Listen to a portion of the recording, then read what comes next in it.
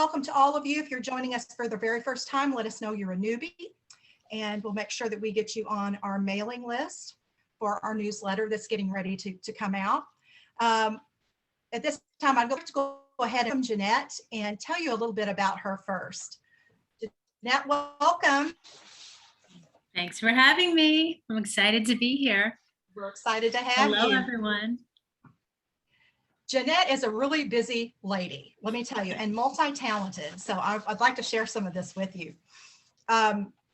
Jeanette Yoffe is the executive director, founder of Celia Center, a nonprofit support center which serves the community of foster care and adoption in Los Angeles and beyond. She facilitates a support group called Adopt Salon Los Angeles, which brings together all of the constellation members involved in an foster care placement. She has been in the field for over 20 years and has worked as a psychotherapist, foster care social worker, clinical director, and trainer for Los Angeles County Child and Family Services, and the Department of Mental Health for parents, social workers, and therapists on adoption and foster care challenges. She did write a one-woman play, What's Your Name, Who's Your Daddy? Growing up in foster care and adoption. And she's also the author of Groundbreaking Intentions, working with traumatized children, teens, families, and foster care and adoption. So everyone give a warm welcome to Jeanette. Oh, thank you so much, Marcie. You're welcome. Well, with that welcome, there's a lot. An hour or 45 minutes doesn't even cover the amount of information that I can share with you today, but I will share with you what I've learned. And really the title of this is Erasing the Negative Stigma in Foster Care and Adoption. And truly is what I'm compelled to do, impassioned to do, and feel so deeply for all of us who've experienced either foster care and or adoption, whether we are connected as birth parents, as adoptees, as foster youth alumni, as adoptive parents, as foster parents, as kinship families. I have love for all of us, and I'll tell you why. So a little bit about my story. I'm from New York, born and raised in New York, and I lived with my birth family for the first 15 months of my life. I lived with my birth mother and father, Celia and Arthur, and my mother had significant mental health issues during her second pregnancy with my brother. And I most recently learned information that I didn't know many years ago, that she actually told someone that she was concerned for my life because she was having thoughts about hurting me, and she didn't know where to turn. My mother came to the United States from Argentina to be a dancer. So she spoke broken English. She didn't know what the resources were. Here she was, an immigrant from Argentina, wanting to be a dancer in New York, having met my father. They fell in love, had me, and then my brother.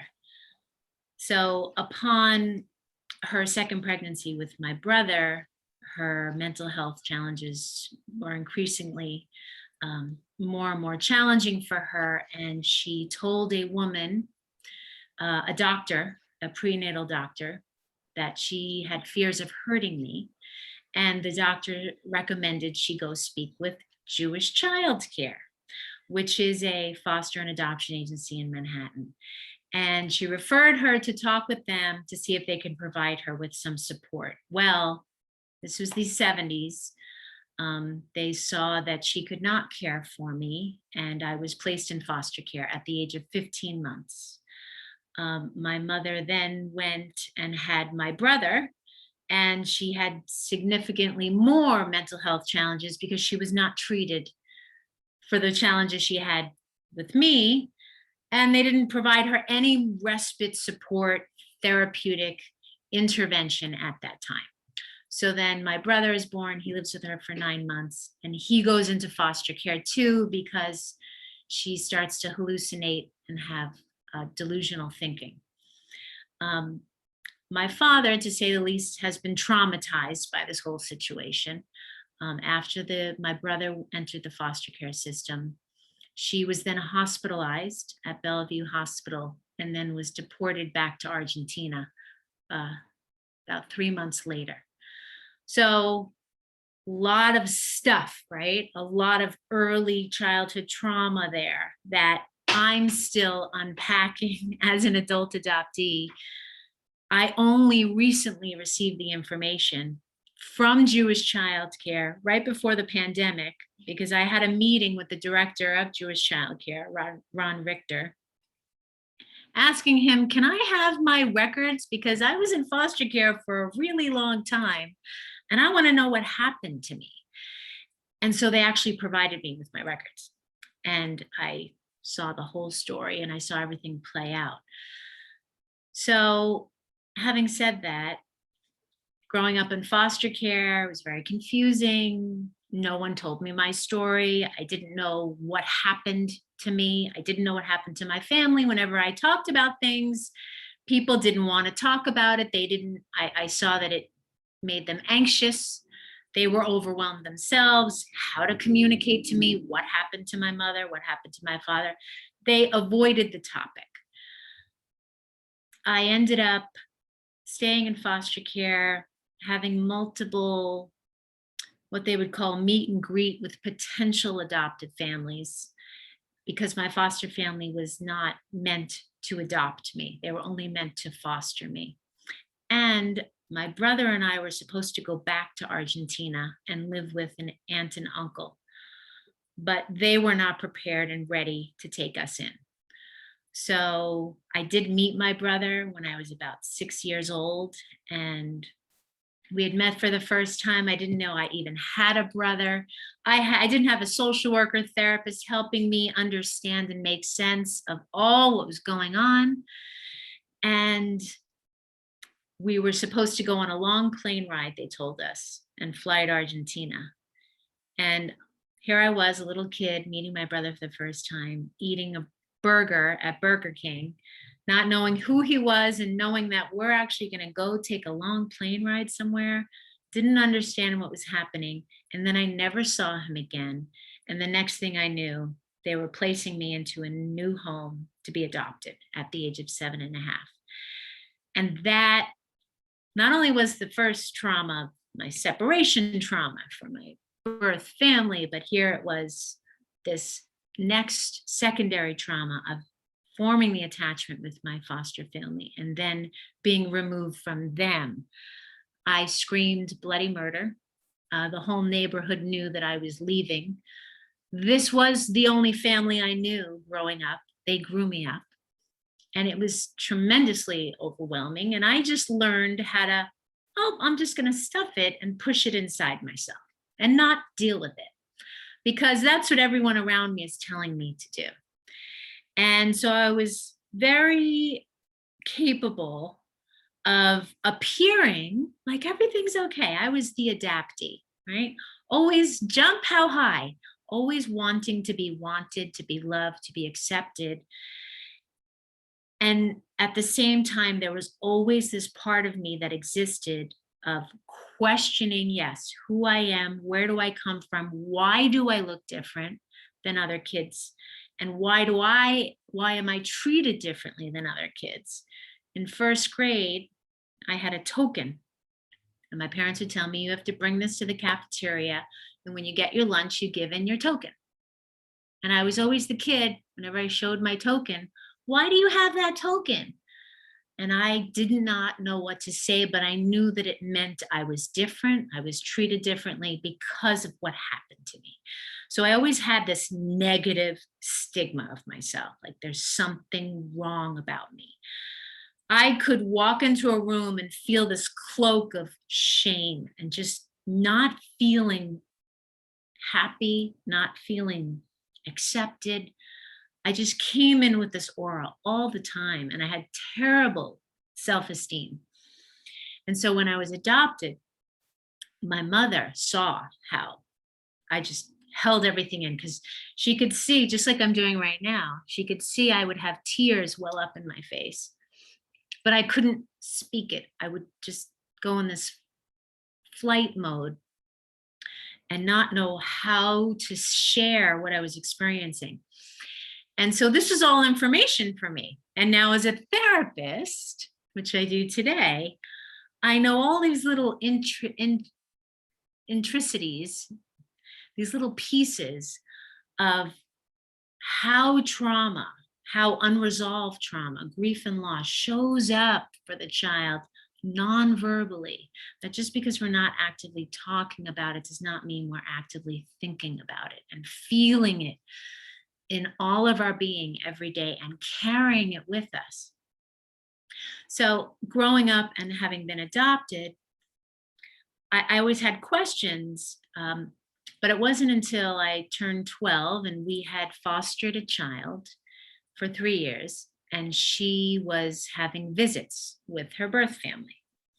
And I was confused by this because here I was adopted and she was being fostered by us, and her mother came back to have visits with her, which began to really trigger my thoughts and emotions. Where's my mother and why isn't she coming back for me? That's when a lot of things started to really unravel, and I became more emotional, more confused, because no one was talking about what happened to my birth family. My sister who we took in, she was reunified with her mother. And I remember the day that we brought her to the agency and we said goodbye to her. And not only was it a grief and loss for my mother, who wanted to adopt her, it was a grief and loss for me. She was my sibling. And then it was a even compounded grief and loss for, where's my family and when are they going to come back for me? And so that was 12, pre-adolescence, really adolescence.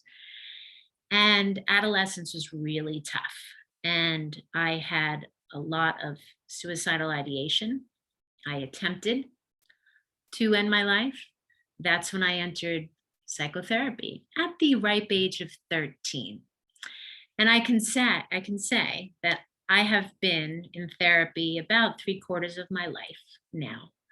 I still go to therapy, and I'm a therapist, and it makes me a stronger therapist. It helps me understand my own feelings and my own experience. As we all know, this is a lifelong process.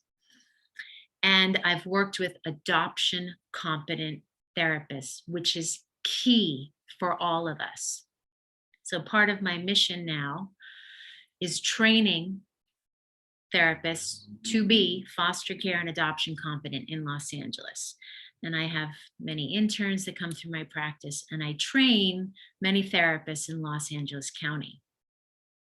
Now, let me go back a little bit. I didn't know who I was, right? So we're always coping. I was always adapting. Well, I became an actress. Why? Because I can be everybody else, because I don't know who I am. So acting became a way for me to separate from my experience and build some confidence in myself, self-esteem, and get out of my way so that I could show up in a different way in the world. And I really contribute acting to truly allowing me to be playful, to find something that I love, a hobby, build my self-esteem. And so it's really important for all of us. We're all impacted with our grief and loss, our unresolved trauma. We need to find something that brightens us, gives us a sense of purpose in life. And acting did that for me. And I loved it. And I continued to do it. That's what drove me cross country to come to Los Angeles. So here's what happened. I come to Los Angeles and I joined a theater company, and the director of the theater company encouraged actors to write. So I said, oh, okay, I'm going to write something, right? I'll write something.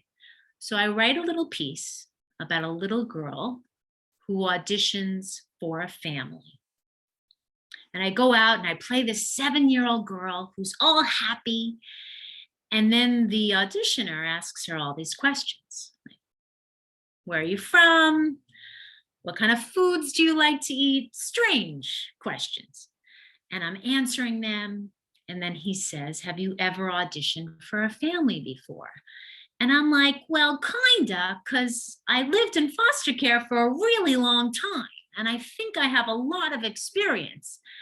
And so I do this piece, and people are just, this is 1999 in Los Angeles. They're like, what is this? And I said, well, it's kind of my life. I felt like I was auditioning when I was adopted and going through foster care, and I always had to be what everybody else wanted me to be. So yes, this is what it feels like. So the company encouraged me to write my story up until that point. And that became a thesis for me. It really helped me organize and make sense of all these pieces and put it in an order and externalize it and make sense of it.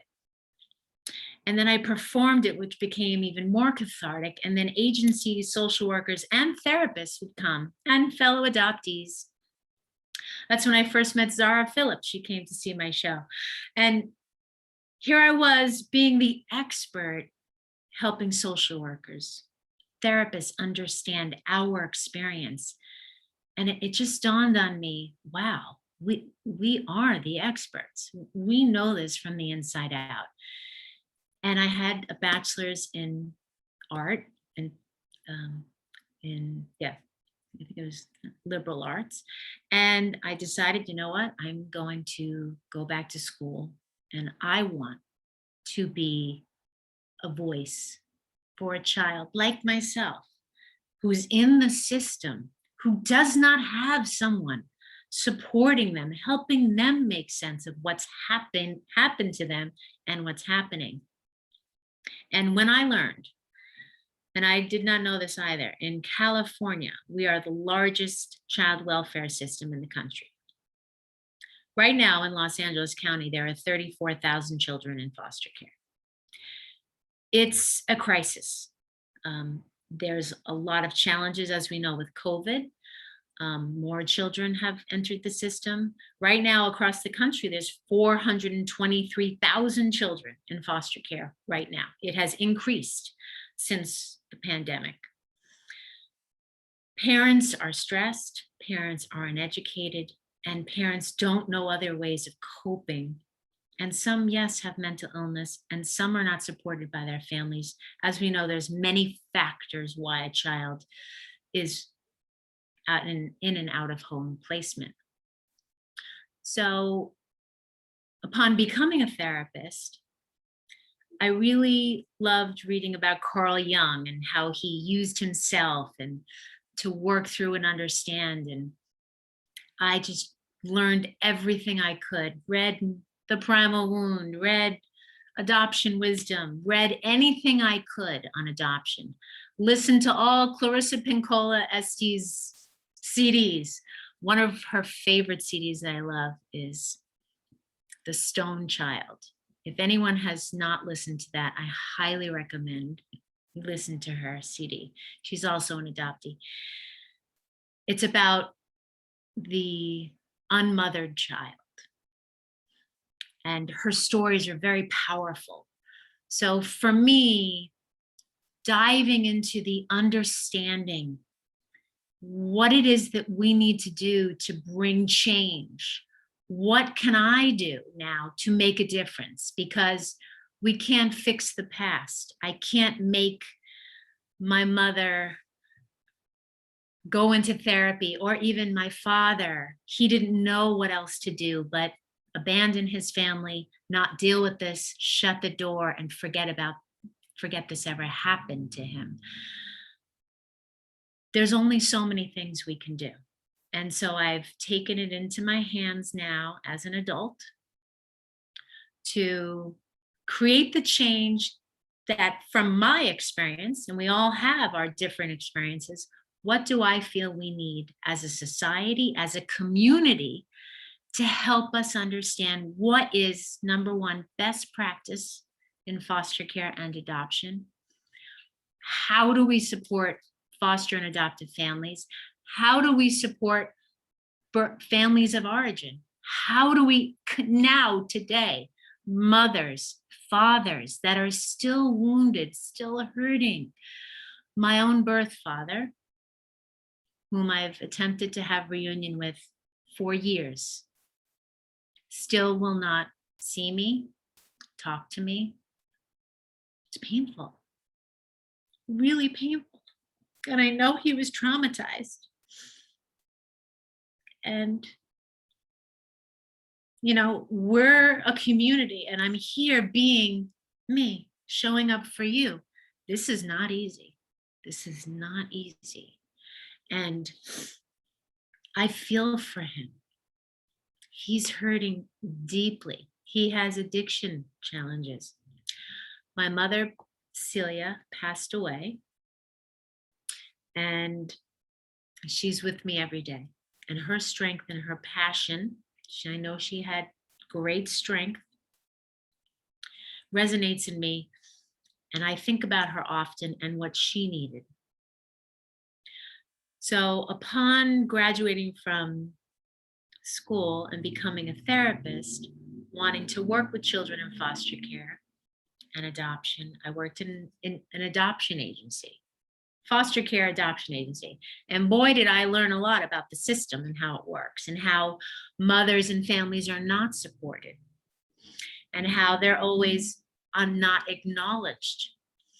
So I'm a big advocate for, if a child does need to be placed in a foster home or adoptive home, we understand open adoption, openness.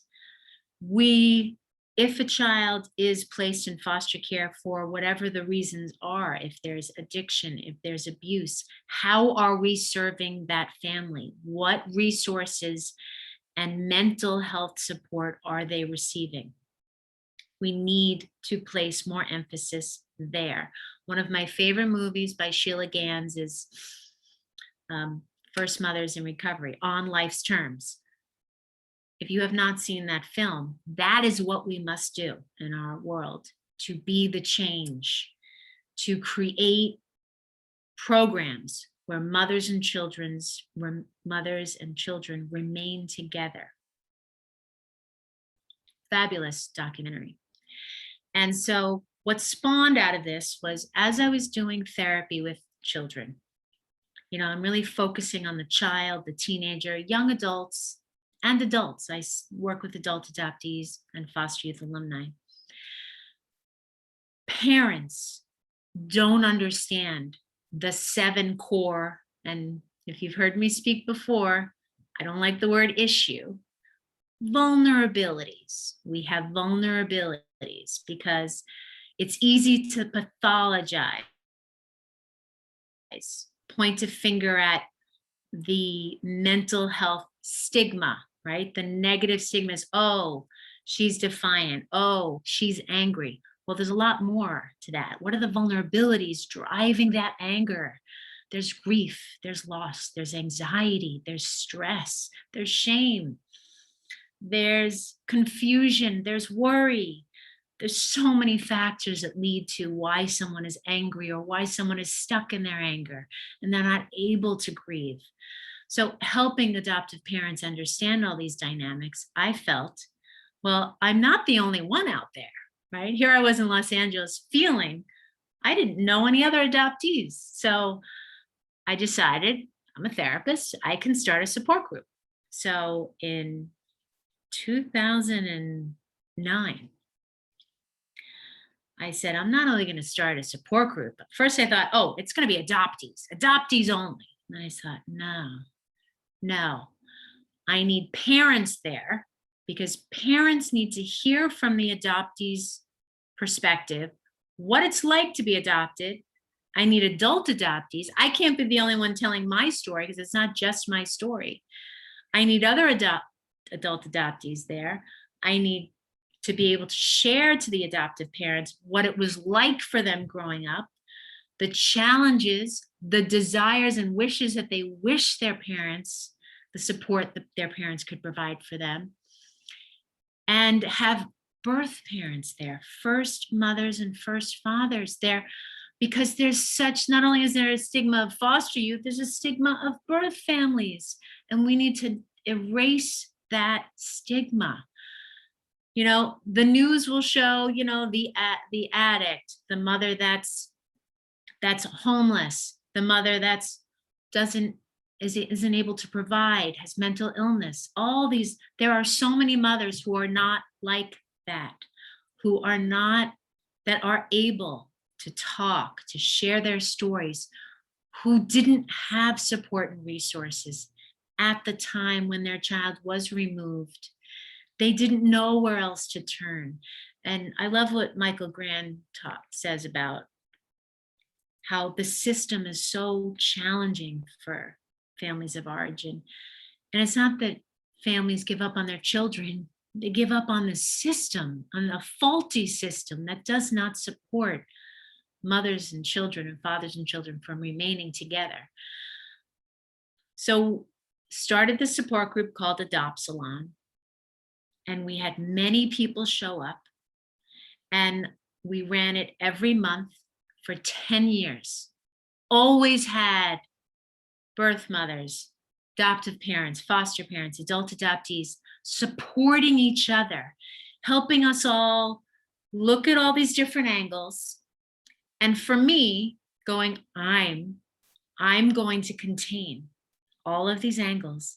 I'm going to help us be the eye in this storm, because it's a storm for us. It's challenging, but I want to help pave this way, blaze this trail, because I haven't seen it done before and I want to do it. So yeah, there's been many, many groups where we've had a lot of big emotion, but yet so much cathartic healing, people leaving, feeling moved, changed, seeing their children in a different light, seeing themselves in a different light, seeing a mother in a different light. So it's been incredibly healing. Witnessing this, it's been incredibly healing for anyone who's attended Adopt Salon. We're now doing it on Zoom. The next one is June 2nd. I wish I could do it more. I'm doing it 4 times a year. I highly encourage you, if anyone's interested, to come be a part of this experience. It's different. That's the Adopt Salon. Then we are starting a Colombian adoptee support group. There are over 4,000 Colombian adoptees in the Colombian adoptees group, Facebook group. There's so much need in that community. So I had 2 Colombian adoptees come to me and say, hey, can you start this? Okay, when there's a need, we'll meet the need. We'll do what we can. And that's how Celia Center became Celia Center. And I decided to call it Celia after my mother, to keep me centered, to keep me focused, to keep me passionate about and what the goal is here. And that's to keep women and children and families together and create openness for all of us if a child cannot remain in their homes. So Celia Center, because I come from the arts and my mother was an artist, a dancer, I then decided I've always wanted to do an arts festival, because a lot of our experience, it's very difficult to put into words. It's hard to explain. When someone says, are you adopted? You're like, okay, how much time do you have? Because it's a long story. We either give too much, we don't know how much to give. We then feel victimized by how much we shared with a complete stranger. It's a lot. And we're holding it all inside in our psyches, in our bodies. So art, the expressive arts, is such an amazing opportunity to utilize the arts to share your experience through sculpture, through visual arts, through photography, through dance, through theater. And that's how my show, What's Your Name, Who's Your Daddy, which I performed in 1999, spawned, yes, we're going to incorporate the healing arts with the expressive arts for our population. And that includes foster foster youth and adoptees. And so we've called it Adopting Resilience, Fostering the Art of Creativity, the Celia Center Arts Festival. We've had 2 of them, and we're doing a 3rd one virtually next month because May is Foster Care Awareness Month. So we do an event every May. And so we're going to be featuring art made by foster youth, have some live performances. That's on May 15th. And that's on Zoom, and it's free. And there's a link to a Zoom like this, and you can hear the voices of the fostered in Los Angeles. And we have some people from other states as well. So if you know any foster youth that may benefit in sharing their art or spoken word poetry, please send them to Celia Center so they can participate. I will be hosting that event. So not only do we do support groups, the Adopt Salon, and some other specialized support groups. We've done groups for teen adoptees and teen foster youth. We attempted to do birth mother support group. It's hard sometimes to get people together. We did a book club. We've done a social worker support group. We've done the adult adoptee support group, an adoptive and foster parent support group. So it's what's the need? All right, we'll do what we can to meet the need. Not only have we done support groups, our festivals, we did our first mental health conference in 2012 here in Los Angeles. And that was Mending the Losses, Becoming Whole Again. That was the theme of that conference. And that was a 2-day conference, again, bringing in the constellation. You know, the old term, the triad, does not exist. It's the constellation. Who does the constellation include? Birth families, families of origin, adoptees, foster youth alumni, foster and adoptive families, kinship families, relatives, significant others. We're all part of the community, helping and supporting each other. So all of our conferences include the constellation.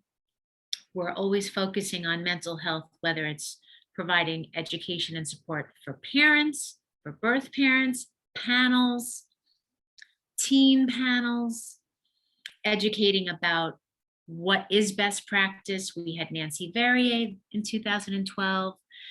Then we did our second conference, Facing Trauma with Truth, which was a 1-day conference. And again, the whole community here showed up, and now we're a CEU provider. So we have a lot of social workers, therapists. You know, who can we get there and how do we get them there, right? We want to do whatever we can. And a short story about that. When I approached many agencies in town, oh, I wanted to let your community know about Facing Trauma with Truth. Here's your 10% off code. I had one agency say, I need to talk to you. And I said, okay. He said, can I call you? This is a director of a well-known adoption agency here in Los Angeles. I said, oh, okay. I immediately went to, did I do something wrong, right? I get on the phone with him and he says, I have to tell you, Jeanette, I cannot support your conference. Why? I mean, I was a licensed therapist. I'd already been in the field about 15 years at this point. I said, can you explain to me why you won't support my conference? And he said, because it will scare parents away from fostering and adopting. But when he said that to me, all my trauma, I got triggered immediately. My heart started to pound. I became very emotional. I took a deep breath. I said, okay, I'm going to be the voice. You know, I almost feel like sometimes every day I'm like, okay, here we go again. I'm going to speak up and erase this negative stigma. And I said, I hear you. And I want to say you're doing a disservice to the foster and adoptive families that you're working with. I understand that that title can scare parents, but if we don't tell parents and help them understand the early childhood trauma or multiple traumas they have been through, they are going to continue to re-traumatize and create more mental health problems for that child. And he heard my point, didn't convince him otherwise. I will never, and I haven't contacted him again, but I was going to write an op-ed to the LA Times outing him. And I said, you know what? That's not what I'm going to do. That's not who I am. That's not how I want to show up. You know, we always have to think. I'm always thinking, what's the best interest here? I'm going to keep doing what I'm doing. He's not going to stop what I'm doing. And that's only going to make me do this stronger, be kind about it. And I will reach all these families. And that's why I don't stay quiet. And you probably see I'm all over the place. I'm going to speak up. We all need to speak up. What has been done to us, yes, we were all victimized. And I don't want to be a victim anymore. And there are people that will continue to push away, push down, not acknowledge, dismiss. And I have many phrases. I always tell myself that's not a rejection of you. That is a reflection of them. It doesn't make everything go away, all these feelings, but it helps me stay rational, focused, to continue to blaze this trail. Because I know very well, and I'm sure most of you do, I can become very emotional too. This is an emotional experience.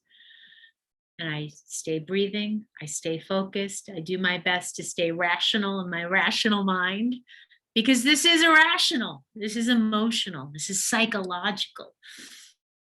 You know, we get triggered on a multitude. I still get triggered watching a commercial with a father and her daughter walking them down the aisle, going, why couldn't my father do that? So it's what can we do with what has been done? That's what this is about now. We're adults. We can do this. We are communities. And, you know, I reached out to Marcie and Jennifer for our last conference, which we did in November, virtually. And we called it the National Adoption Conference. Why? I was shocked. It wasn't taken. I looked up nationaladoptionconference.com and I said, oh my gosh, it actually exists. And I said, I'm going to take it because we need to make this national. We need to, like Jennifer and Marcie are doing. I love this change that they've made. It's what we need to do. Parents need help. They don't understand. They get confused. They become angry because they also have their own unresolved mental health issues. So there's a lot of work to be done. I feel rejuvenated, excited, always inspired when I'm here talking to you. I'm like, I look at my to-do list. All right, what have I got to do after this? I mean, I'm always doing something because it helps me feel alive, validated, because no one's going to validate you more than you. If we expect other people to give us the validation, we are going to be disappointed. We have to follow our hearts. And so with Celia Center and Yoffe Therapy, which is my mental health practice, I'm now, I can't believe I'm doing this, taking on more associates. We're expanding because I was very, very upset. I learned that an adoptee here in Los Angeles had committed suicide, and I didn't know about it. And I thought to myself, who were they seeing? What therapist? Because my first instinct were they were probably not adoption competent. It wasn't being taught, right? The 7 core vulnerabilities, the rejection, the grief, the loss, the identity challenges, the inability to feel comfortable and safe and trusting in a relationship, the intimacy challenges, the ability to work through any guilt or shame related, whether it's a mother or an adoptee feeling the guilt of, was I just not good enough? What could I have done differently to keep the relationship? All of these factors. And then one of the final core vulnerabilities is feeling a sense of mastery and control. And when we as adults take it into our own hands and take responsibility over our own reactivity, we can get rational and do something about it. And so when I learned about this adoptee, for me, that's my people. It's us. That shouldn't have happened. And I don't should on anybody, but that shouldn't have happened. She was hurting. Suicidal ideation is real. I deal with it a lot in my practice. It's hard. It's hard because we want to give up and give in. But we need to fight, stay resilient, find that silver lining, stay in a growth mindset. Stay in that growth mindset, finding that mantra that lifts you up. Something that has helped me a lot is, and I think it was Dustin Hoffman who said this, and it really resonated with me. And when I'm in my dark moments, he says, when you fall reaching. Fall reaching. And that for me, there's always someone you can reach out to. There is. You must find that person for you. Whether it's a therapist, take the shame out of therapy. Therapy is good for you. Just like going to a medical doctor, it's good for you. You need to take care of your physical health. Going to a competent foster care and adoption competent therapist is good for you. You need to be seen, heard, and received. You need to be able to let out your anger. You need to be able to have a temper tantrum that you didn't get to have at that time when you were an infant because somebody made it okay for you not to feel this. Well, you have a right to feel this. So, and providing opportunities for you to externalize it. I'm big, again, with the expressive arts, and whether it's art, whether it's I go hiking, whether it's working out, it's where do you channel that angst, that deep well, that psychic rupture that comes up, putting it in a place, a container, so that you can explore it, respect it. At the last AAC conference, which actually was canceled because of COVID, I was going to do a I guess you would call it a visualization, a guided visualization.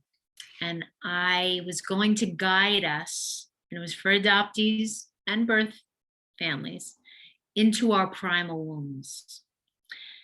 And I'm actually thinking about either making a YouTube video, it's on my to-do list, guiding us into our primal wounds and going in there and seeing what it is, the senses, the sounds, the sights, the smell, what's in there. Rather than running away from it, let's go in there. Let's put a footing on it.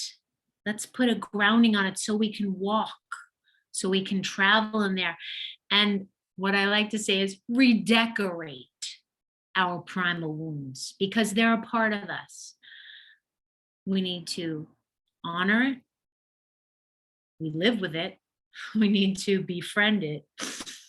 And really, in essence, learn to heal, grow with it, and make it and reframe it for ourselves so it doesn't continue to victimize us, so that we can walk in a new light, in a new trail, and find our way and figure out our way and what we're going to do with what happened to us.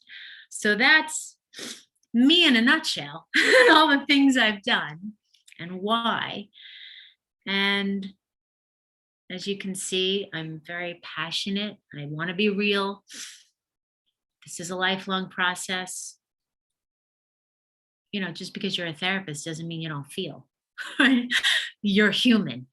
I feel comfortable being here with all of you, showing my true self.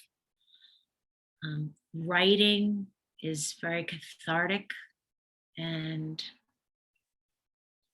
just being here. I thank you all for listening and being here with me and staying with me. And if there's any question that anyone has, I'm happy to answer. I think that's a lot right there. So thank you for being here with me. Thank you, Jeanette. We appreciate you sharing your story with us this evening and learning more about you and all these wonderful outreach programs that you have. And, you know, the chat room has been filling up with and some questions there. So let's go ahead and open that up. I think, Darren, I think you had the first question. Would you please take yourself off of mute?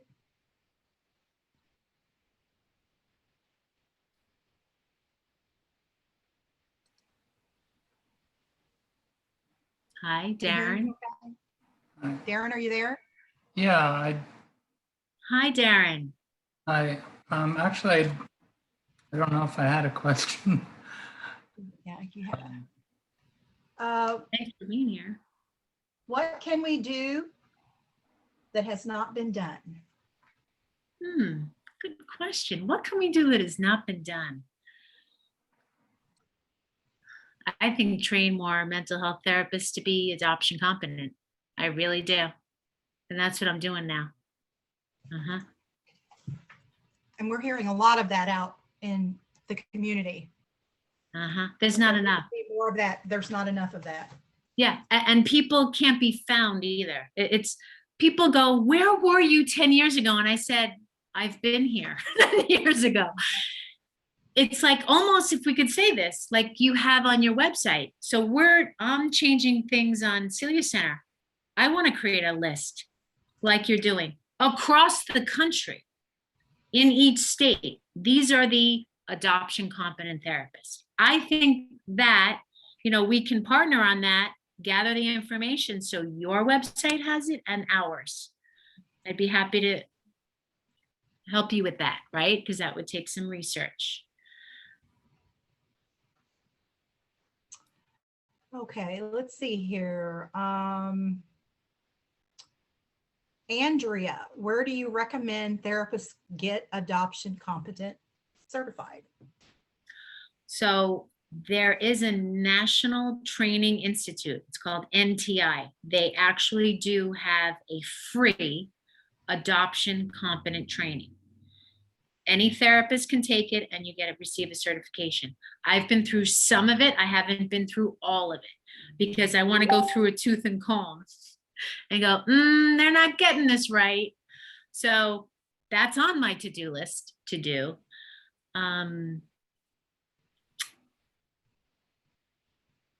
That's one. I think the Center for Adoption Support and Education also has an adoption competent training, which is free. So those are two sources right there. I hope that's helpful. And I have a lot of videos on my YouTube channel, genetically speaking, about foster care, adoption, and mental health. I have a playlist. I think it's called Foster Care and Adoption Competent Therapist Playlist. And it has just all the interventions from my book, Groundbreaking Interventions, that I do with kids and families to help support them through this experience. Yes, okay. Is there another question?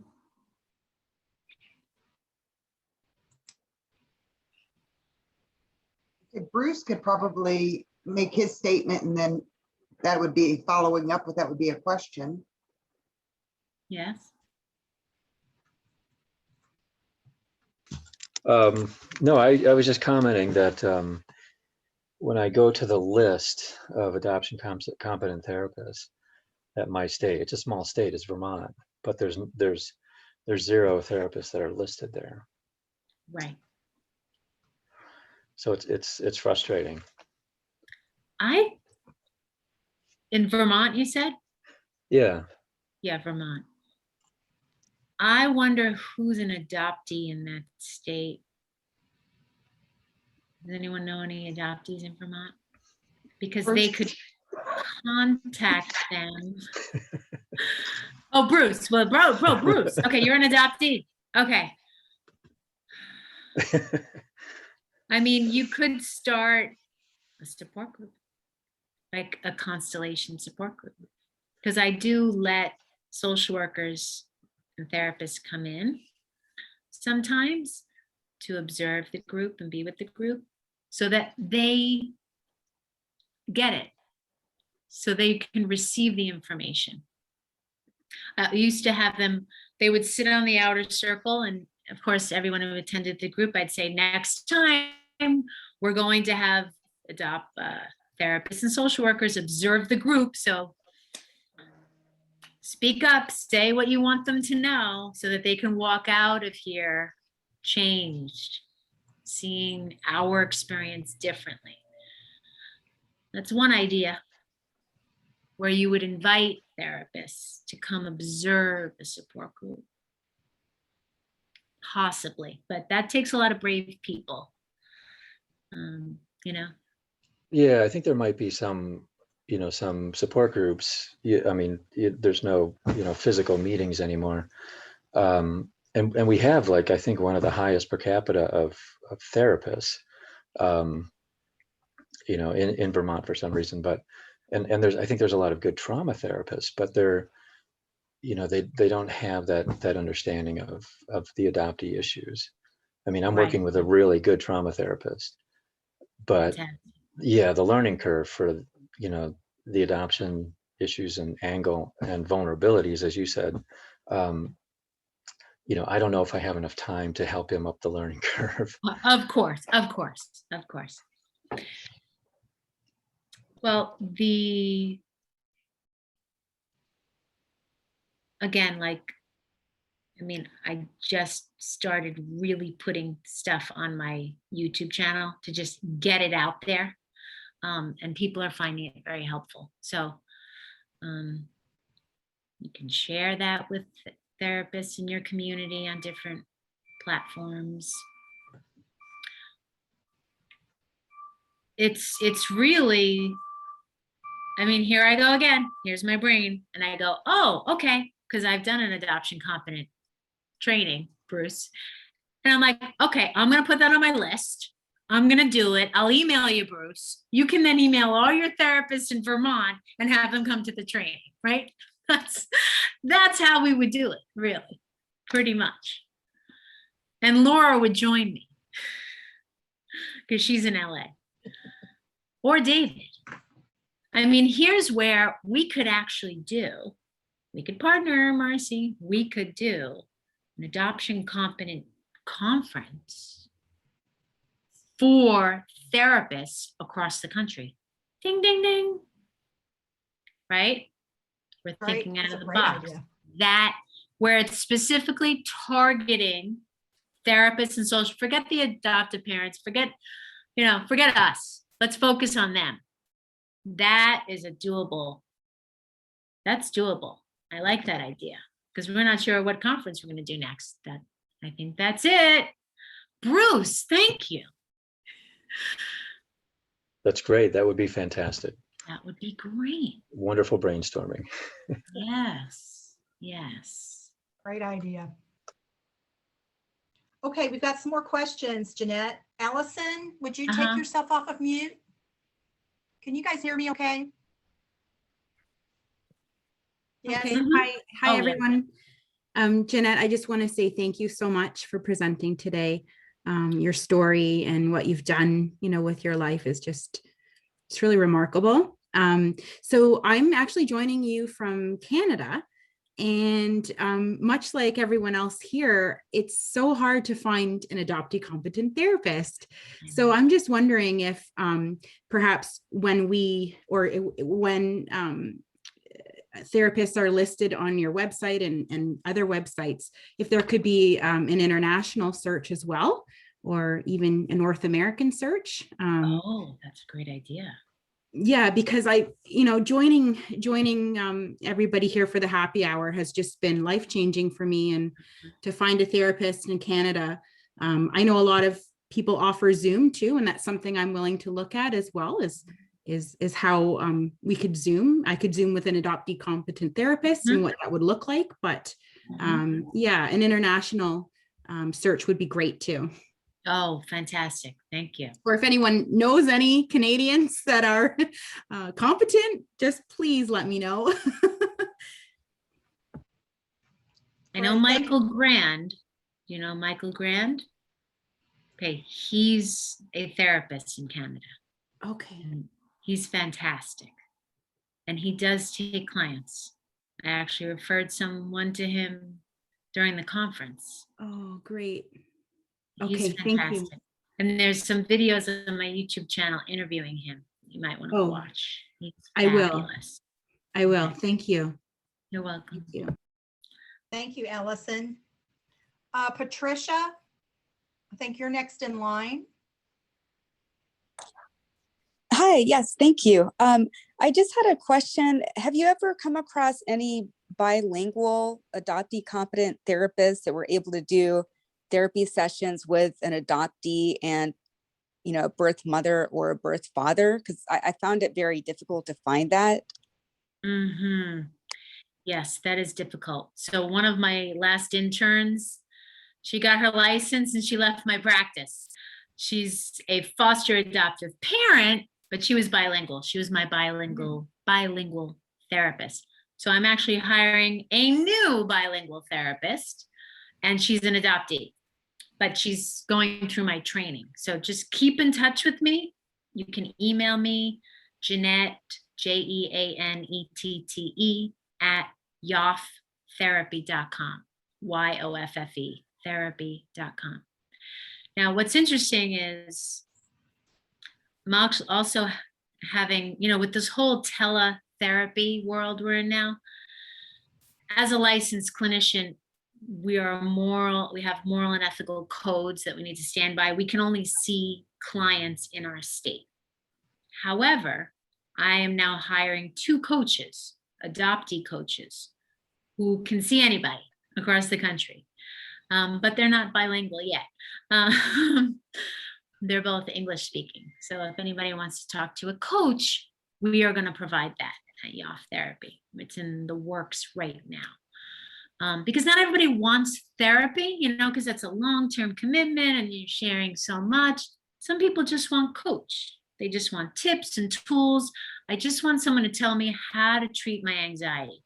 What are 3 things I can do? Can you explore that with me? I need somebody to just help me with certain pieces and give me some tools. And that's sometimes all that we want and all that we need at the moment.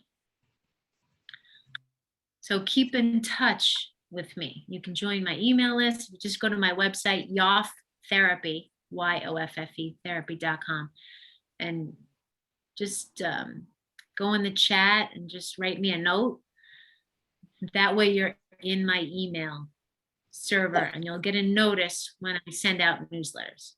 Okay, great. Updates. Thank you. Thanks, Patricia. Yes, that's a need. Okay. Heidi, you're next.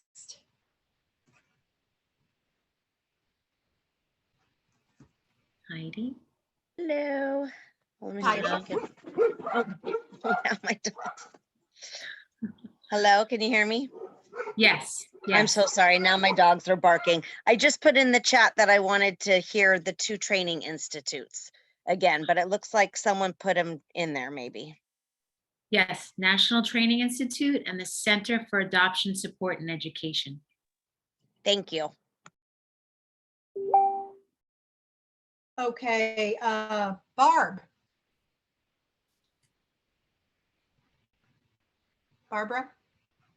Yes, hi. Hi. First of all, amazing. This is the first time I've heard you. Everything that you said resonated with me. Oh, It did, because I'm also the intersectionality between being an adoptee and being a professional actually did not come to terms with what the challenges, well, not challenges, but things that I did not, I was unaware of as an adoptee until I started working in adoption foster care. right. And Mhm. that's when a lot of things came up for me as well. And I'm glad that you said already that about the professionals and the fact that depending on what type of therapist we are, because for example, I'm a LMSW, which is a licensed master social worker, Mhm. meaning that at this time I cannot be an independent clinician opening my practice to do straight therapy. So right now, though, I did recognize the need. There's a shortage of adoption competent therapists, period. And so I started my program with CASE like Mhm. a couple of weeks ago. So I'm Oh, looking forward to finishing that.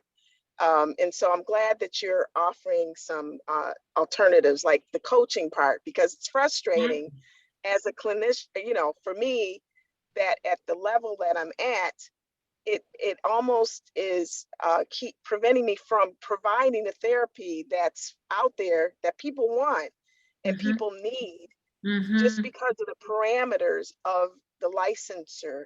So Yes. I'm saying to everyone that they should advocate for portability of licenses so that anyone that's licensed can do it in each state, and you know, every state, not just the state that they are in. So that especially now that we're doing teletherapy Yeah. and you know, and then the young lady, she mentioned Canada, you know, that's an international piece also. So I'm Mhm. hoping that in the future that people will, you know, be able to advocate even in their states, the that their therapists can be their license can be portability, you know, Mhm. so Mhm. that will help. Yeah. And you still need insurance as a coach. Like you're still liable, right?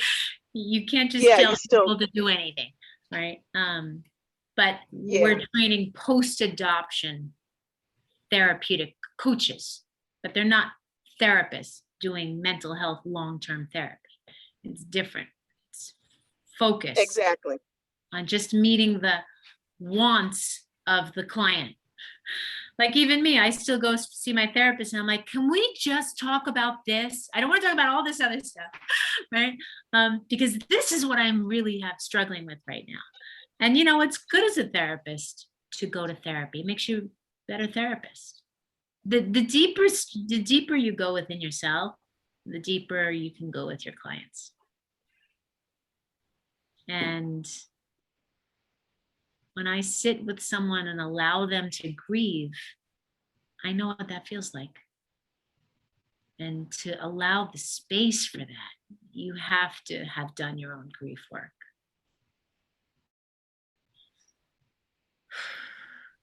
And breathe and breathe.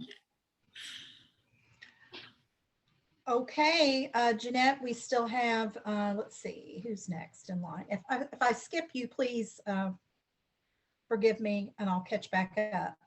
Leanne, I think you're next. Hey, Jeanette, that was wonderful. Hey, Hey, and thank you. I haven't met you either and heard you speak, and your testimony just blessed my socks off.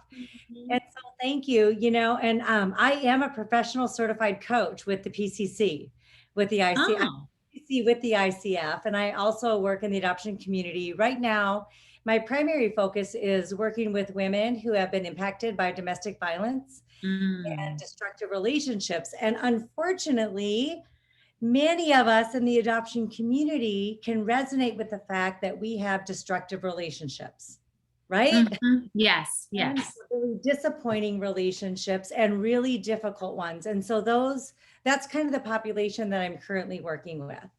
right now, and I've worked with adoptees. And so I'm just curious to find out more about your training for coaches, because, you know, I've been doing this work for 10 years. And Yes. I'm an adoptee myself. I'm Oh, union. I'm also a former foster mom and I helped my foster kids get reunited with their biological families. And fantastic. so there is I have such a huge heart for this community. Yes, And yes. yeah. And so I would love to hear if you could just give a little, I don't know, 30-second commercial about why a coach like me. Mhm. Yeah, because I'm taking all kinds of mental health coach training right now as well, or trauma. But I would love to hear a little bit more about what you have cooking in the hopper, because, our community coaching is a very powerful modality for our community. Yes. I believe that since I entered this, and Mhm. I will go to my grave. Coaching saved my life. Yes, yes, yes. And you're located where? I'm Where in Arizona. Arizona. Okay. Okay. Yeah. Mhm. Well, let's see, a commercial in a nutshell. So I'm creating the manual right now. So we do body, mind. Oops, excuse me. Sorry. We do body, mind psychotherapy, of course, because it's there's thoughts, there's emotions, there's sensations in the body, there's the residual trauma, the unresolved trauma that gets stuck in the body. So we work from the bottom up. So providing tool set, how to first regulate the nervous system. We're starting from that. We can't get to the thoughts yet, because even just starting to share your story can become so emotional that you can't even breathe. You become so anxious. So it's focusing from a body up standpoint. How do we calm the body to calm the mind to begin, and then finding the modality that works best for the client? Is it writing? Is it expressive arts? Is it just talking? Is it art? Is it words? Is it acronyms? I will do anything. What form do they feel comfortable in beginning to touch on different pieces of their story? So helping them, their bodies regulate, helping them find a way to communicate, and then providing them tools of understanding. We need a lot of psychoeducation. So that's the third part. We need to know our behavior is not what's wrong with us. It's about what's happened to us. We need the trauma-informed model of education. And it's not that you won't behave like everyone else. You can't. We can't, yeah. Because developmentally, you're compromised, you're younger. And when I really understood psychoeducation and trauma-informed practice, I went, oh my gosh, I wish I had this when I was a teenager, so I could understand what was happening to me. So that's a third part that I include. It's the psychoeducation. Or else you're gonna keep going through your life. Why does this keep happening to me? Why? And how our bodies are our natural healers. We are going through experiences because our bodies are actually attempting to work through the experience. So I forget who it was, a therapist talked about, there's the beginning and there's the middle. And what happens is we get stuck in the middle. We can't find the end. So it's, how do you have resolve? Because we can get stuck. Adoptees can get stuck for years in our anger. Foster youth can get stuck in our anger. It's how we're going to either reframe it, rethink it, reenact it in a way that's healing, that externalizes it, that projects it, that leads it to action. That it's not one shape, it becomes something, a new shape, and it gives us a new sense of being in the world. So that's it in a nutshell. No, it's beautiful, because we're very sensual, human beings, and that part has to be acknowledged. Exactly. So I really appreciate you sharing that. You're welcome. Yeah, for those of us who are trained coaches already, I'm not a therapist. I don't pretend to be. I'm not a counselor. I don't, but I am a trained coach. And so for those of us that are trained coaches, you have programs for us to become more informed, is what I'm. And it is touching on mental health challenges. And I think for adoptees too, we're scared. And I speak from the adoptee foster youth experience. We're scared to even ask for help. Like, is someone going to understand this? Am I going to share too much? What am I going to feel? The fear of just even making a phone call to call someone. That's where I feel a coach can help them begin to develop a relationship with someone who's helping them understand their mental health, and then encouraging them, yes, to go into a longer form of mental health, having a relationship with a therapist so that you can go deeper, you can make sense, you can have some time to think and process what you've been through. And that you do need a skilled mental health therapist to do that, to connect the dots for you. Yeah, and I think that's one of the beautiful things about the relationship between coaches and trauma-informed therapists, because we can work in tandem to do that. It's very, and I've done that with other therapists, and it's an extremely powerful partnership. Yeah, because you do need to release it from the body. Yeah. And that's where mental health therapy, where you have someone that you've developed a relationship with and trust and safety, emotional safety, where you can begin to process that for yourself and feel safe enough to do that with someone else. I always say what's shareable is more bearable. And so you do need someone else to help you move through the experience. You cannot do it all by yourself. You can't. It's not that you won't, you can't. You're not expected to. It's a lot. It is. It's a lot. Yeah, and it's a lifelong process. I'm still dealing with it. Yeah, I mean, I've been to therapy, I've done it all, right? And I'm still doing, I have and my that's own. Good. Yeah, because it is a lifelong process. And I think that is something that we can just validate in this space about this is a step at a time. Exactly. It's a step at a time, and every layer of awareness and learning and just having a conscious approach to how we choose to live our life is such a big piece of it. And to have it validated and acknowledged and that space held is one of the most beautiful gifts that we can give the adoption community, especially those of us adoptees. It's phenomenal. And had I not had that space held for me, I wouldn't be able to sit here in this space and do the work that I do all day long. And so thank you for the work that you're doing and bringing this talk. It was really just a beautiful, beautiful interaction tonight. Oh, thank you so much. Yeah, I look forward to staying in touch. Okay. Thank you, Leanne. It's good to see you again this evening. Hey, it's good. And I'm loving my book. Just saying. I won the book. If anybody was here, I won the book. I won Marcie's book, and I'm so excited. Oh yeah, I have to read it. The shoebox effect. I'm reading it. I'm reading it. I love it. All right. Oh yeah, and I do want to make an announcement that because May is Foster Care Awareness Month, I'm putting I recorded my whole play on Audible. It will be on my YouTube channel on its own playlist, so you can listen to it from beginning to end on YouTube if you're interested. It's funny, it's poignant, and I think it speaks to a lot of our experience. One of my scenes is mother scouting, and I'm a Girl Scout searching for my birth mom. You know, I was just looking at the chat. I just wanted to speak. Gosh, it went so fast. Where did it go?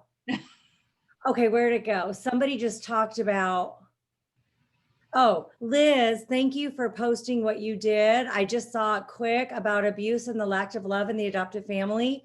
So I just want to speak to that for just a moment, because that withholding of love and the abuse that adoptees have been impacted by is something that I hear more often than not. Mhm. And it's still just, I know we all know this as adoptees in this space, but it's happening right now, right here. I'm about ready to work with a teenager who's dealing with this very thing in her adoptive home. Mhm. So folks, keep talking about it. Let's not stop talking about this. You know, we get tired sometimes, but Yeah. it's very real. The lack of love, you know, our birth families were told that they were going to have, their child was going to have a better life. Okay. For many of us, including me, we did not have the ideal childhood situation, right? I had abuse in my background, many different forms. And so this is very real, and it's still going on for our adoptees today, in and out of foster care or traditional adoption. And so I really appreciate, Liz, that you talked about that. It's a huge layer to this piece. So this is, yeah, it's big. And let's not be afraid to use the word abuse and violence. Emotional violence for adoptees is so big.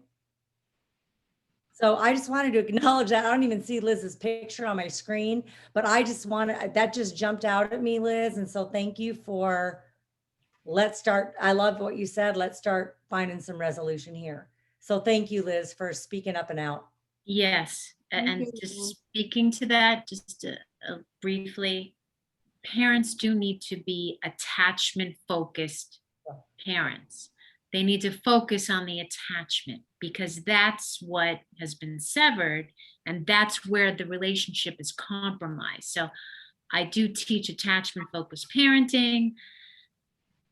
Listen, parents will parent the way they were parented unless told otherwise. They don't know any other way, and they think, oh, well, I was parented this way.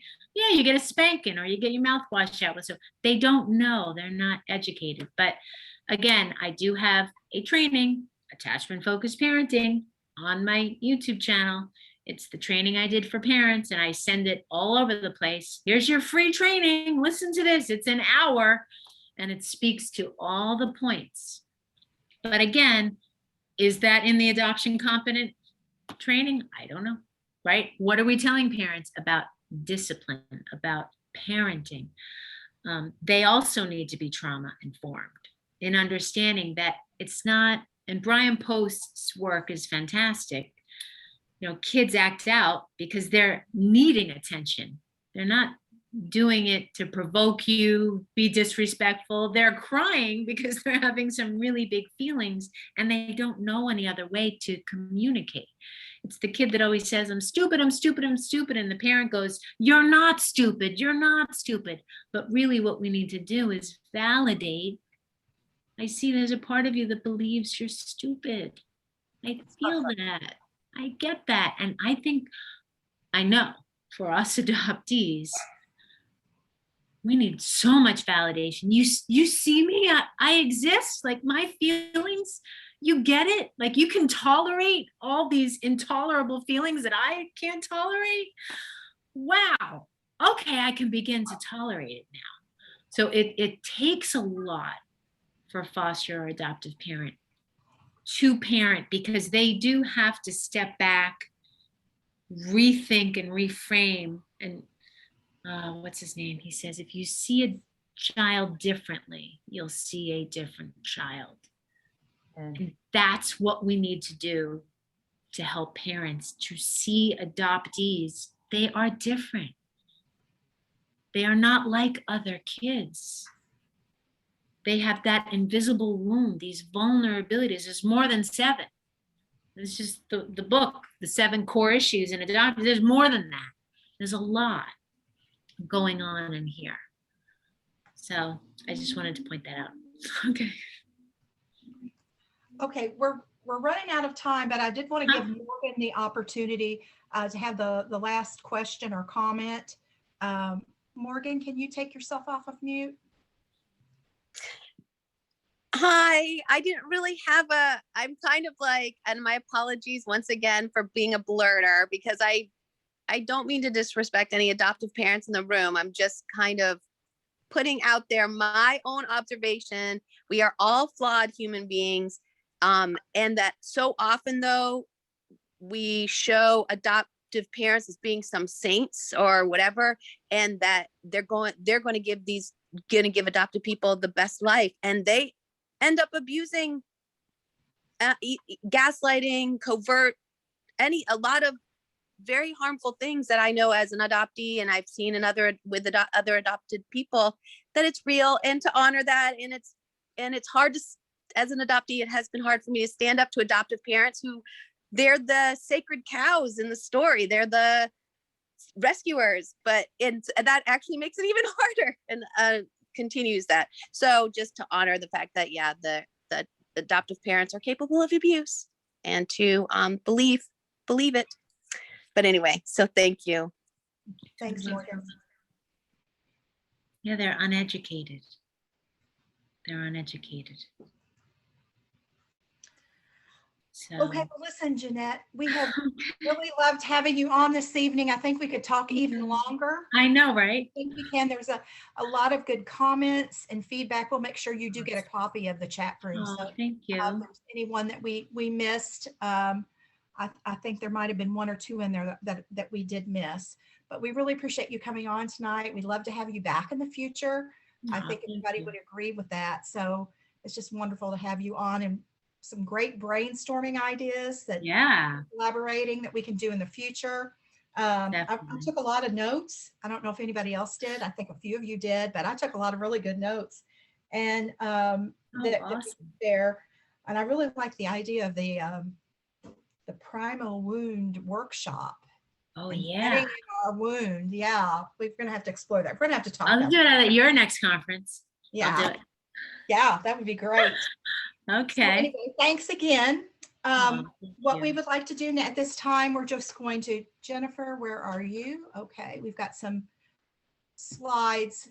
We want to talk about our schedule this week and start off with, let's see what we're going to start off with. Okay, next week's guest. We're going to have Carol Schaefer on. I don't know how many of you know Carol. She is a birth mother and the author of The Other Mother, and she's written a second book as well. Her movie, her story was presented in Lifetime Movies. And I think we've even gone ahead and shared that on social media today. We'll be sharing some more facts about Carol throughout the week, but she'll be joining us on the 7th. So you want to mark your calendars for that. That's we're really looking forward to that as well. And then let's see. David? Since he's in the room, let's David. Oh, there we go. David is scheduled, you're scheduled for Tuesday the 4th, correct? Yes, that's correct. And actually, it really complements what Jeanette is doing. Jeanette, thanks for sharing tonight, but really thanks for your attitude and the follow through that you have when you see that there's a need, that you assemble yourself, your energy, and a team to meet that need. And that's exactly what the National Association of Adoptees and Parents is all about, including our Adoptee Paths to Recovery meeting. Every other Tuesday, we meet together as a group, relinquishees and family members and friends if appropriate, and we talk about initiating, maintaining, or possibly contemplating recovery issues and the successes that some of us have had with those, and some challenges we have with those as well. So every other Tuesday night. Next meeting is May 4th, 5:30 Pacific time, 8:30 Eastern time. Thank you, David. And then we have one more.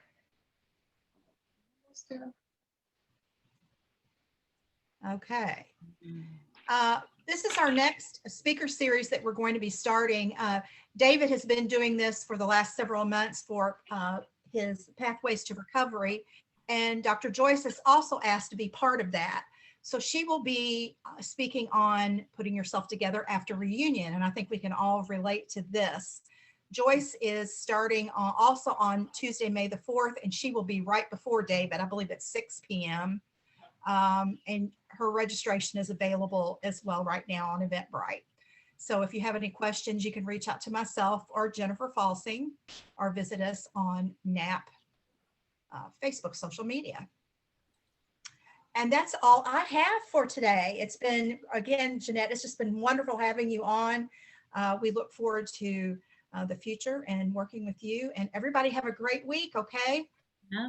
Have a great week, everybody. Thank you. Thank you. Thank you. Thank you. Take care, everyone. Bye. Thank Take you. care, everyone. Yes. Jeanette, stay on for just 1 second. Okay.